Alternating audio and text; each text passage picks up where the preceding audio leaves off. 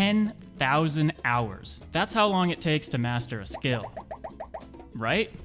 What if I told you there's a simple, faster way to get good at anything you set your mind to that you already know but don't do? I'm gonna walk through 3 steps I use to get ahead that you can apply to anything from learning guitar to beating your friends at Smash Bros. First of all, let's put a 10,000 hour time frame into perspective. If you worked on something 1 hour a day and never missed a day for any reason, it would take you 27 years to reach 10,000 hours.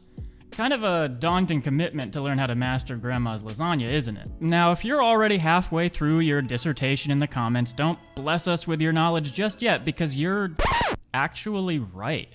The 10,000 hour rule was popularized by Malcolm Gladwell's book Outliers, and it took off in pop culture, basically meaning that it took 10,000 hours to master anything. But it really only ever applied to world-class experts in niche fields like concert violinists. It ain't gonna take you 30 years to learn how to bake tomato sauce and cheese over noodles. That's the first step. Define the metrics for success. Okay, great, but what if your dream is to be the best in one of those competitive niche fields? Well, let's talk about it, because practice might not even account for as much of a difference in performance as you'd think. Check out these percentages. This is the variation in performance in different fields attributed to deliberate practice found in a meta-analysis of 88 studies on deliberate practice. Less than you thought, right? Gladwell himself admits he could play chess for 100 years and never be a grandmaster. So what have researchers found by far to be the #1 most predictive element for skill mastery? Can you guess? That's right, baby. People who like, comment, and subscribe. No, I mean, there's debate, and obviously genetics play a role, but it seems generally agreed upon that for some endeavors, most individuals have an inherent skill ceiling. In other words, no matter how much you practice, you may never be a faster swimmer than Michael Phelps if you're 4 feet tall and have small hands and feet. What do you think? Sound deterministic?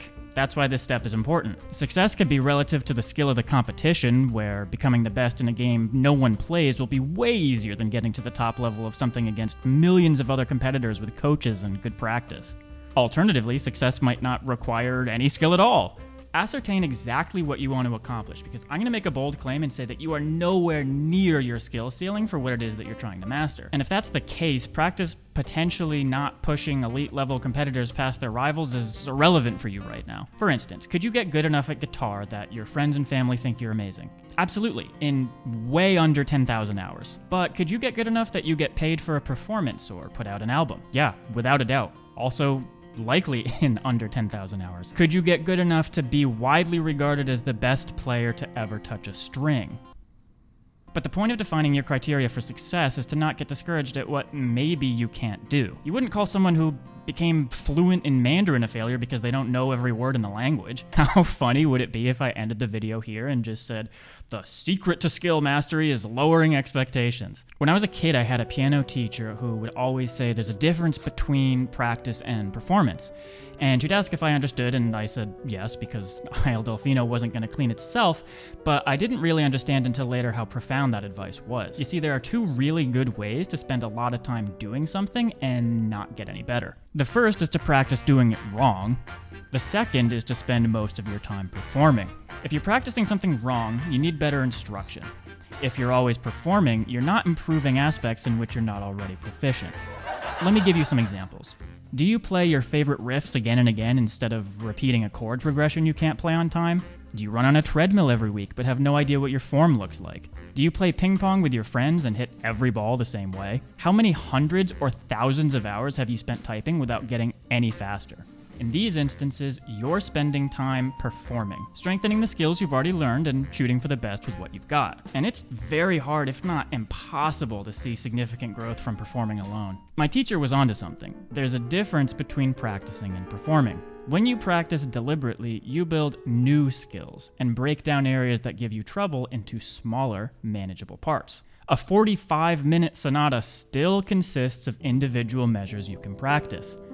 And by taking time away from performing, you analyze the flaws in your execution and recognize what you need to do to improve. So why don't more of us spend time in deliberate practice? Well, I'll tell you. There are 2 reasons. First, it's just way less fun than performing. Practice is boring and tedious and doesn't make us feel good. It's much more fun to just do the things we're already decent at. Second, we can't be obsessed with results to practice effectively, but a lot of the time there are stakes at play that prevent us from allowing failure. And we don't compensate with dedicated practice time. These stakes can be as simple as wanting to impress someone. In Mark Rober's TED Talk, he discusses an experiment where he gave two groups a puzzle. In one group, if you were unsuccessful, you had the option to retry with no penalty. And in the other, you got a message saying you lost points from your total before being given the option to try again. Despite that these were arbitrary, fake internet points with absolutely no meaning whatsoever, can you guess which group outperformed the other? Naturally, the group with no penalty not only saw a higher success rate, but also spent more time on average practicing the puzzle. So give yourself an abundance of time to spend practicing in low-stakes environments. Because we know the benefits of the strategy innately, like a kid mastering a level in Mario. Be warned though, even if you set the stage correctly, not all practice is worth the same. If you don't know what to work on, or even how to determine what to work on, look for resources, coaches, or mentors to guide your practice so that it's effective. Finally, what percentage of learning time should you spend practicing?